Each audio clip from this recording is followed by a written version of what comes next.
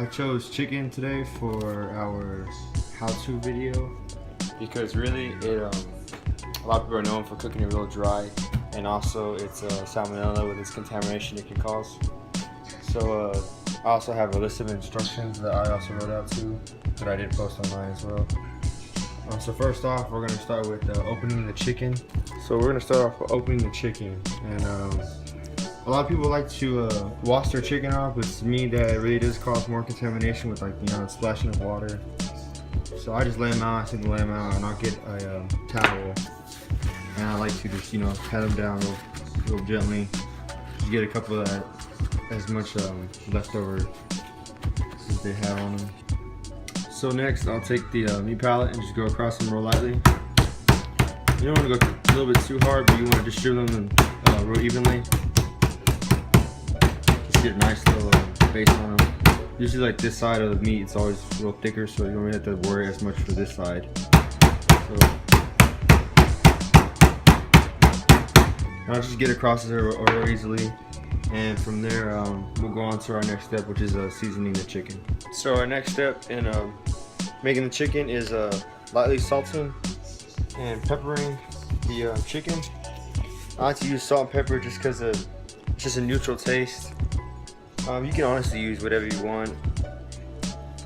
You know, season all, lemon pepper. You know, people like to use it. Sometimes I will switch it up, but today, for the sake of the video, I just kept it simple and use salt and pepper. So while we're salting and peppering this, you can go ahead and get the oven ready.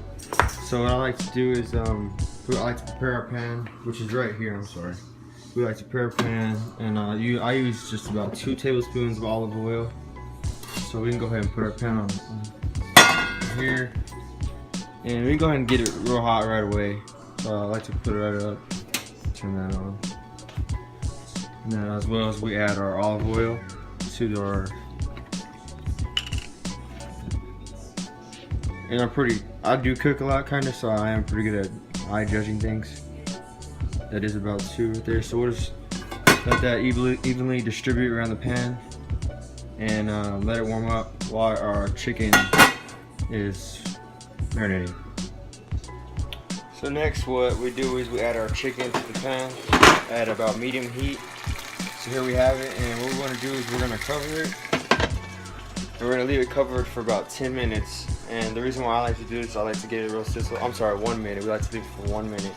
Just get it like real crisp and golden up for a little while, and then we're going to flip it and leave it there for 10 minutes next. So after about 1 minute, we're going to go ahead and turn them around and make sure they have a good white base on them.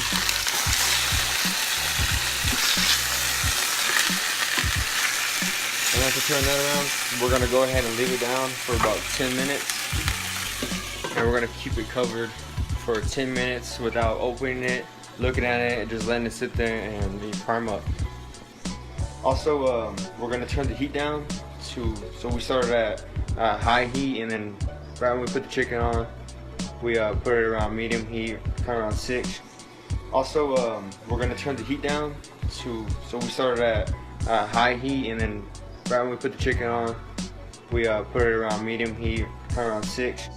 So what we do next is we're going to get our temperature, and we're going to turn it all the way off and let it sit for another 10 minutes.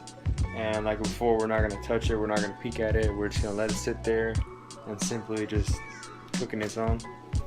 The reason why I like to do this is because I've noticed whenever you do take the chicken out and you put it onto a plate, it tends to dry up a lot faster.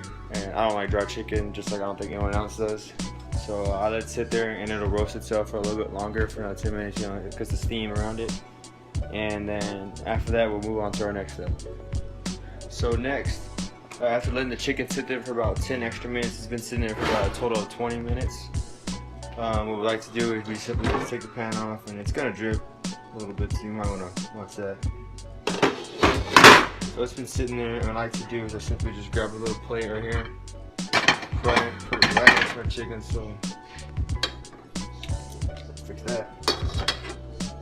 And we get the chicken and simply just put it on our plate. And as you can see, the juices are still around. There's no signs of pinkness, and we have ourselves chicken made for us. So next, after letting the chicken sit there for about 10 extra minutes, it's been sitting there for about a total of 20 minutes. What we like to do is we simply just take the pan off, and it's gonna drip a little bit, so you might want to watch that. So it's been sitting there, and what I like to do is I simply just grab a little plate right here, put it right next to my chicken, so let's fix that. And we get the chicken and simply just put it on our plate. And as you can see, the juices are still around.